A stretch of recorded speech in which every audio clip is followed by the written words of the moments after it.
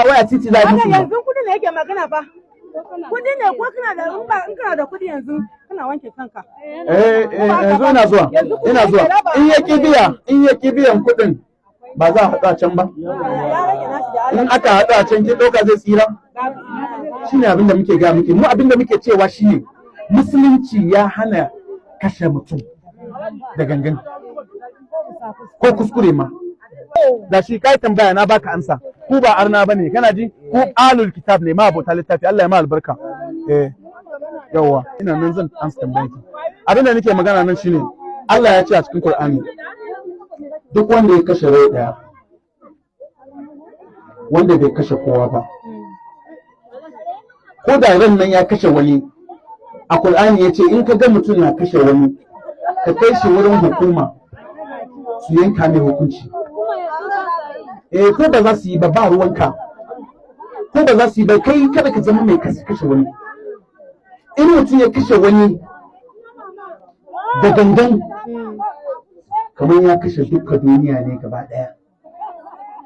In ka raya mutum daya kamar ka raya dukkan duniya ne gaba daya.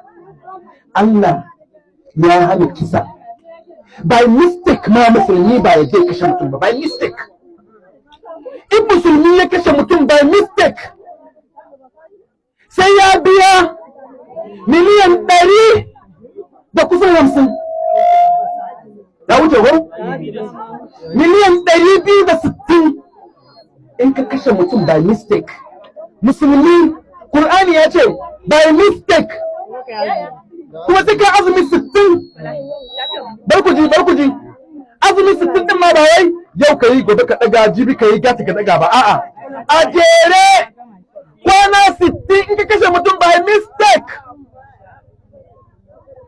A rage kaɗan in ka kashe mutum by mistake sai ka yi azumi 60 sai ka biya naira miliyan 250 ga familin da ka kashe by mistake ko ka accident ne ko kuskure ka yi to show you balle da gangan.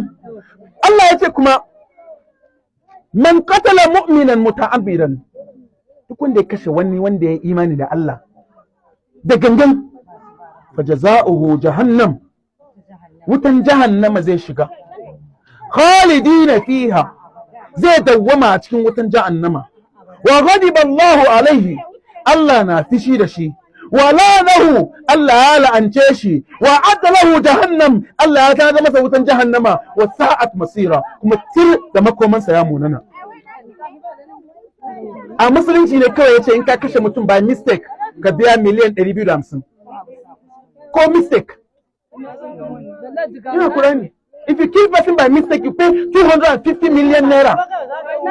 In mutum ya buge yaran ki by mistake, ko ya kashe shi, kuna da daman ki kai shi kotu, ki ce a biya ki diya, kuma dole ya biya diya. Ko yana so ko ba so, sai dai in kun yafe ne.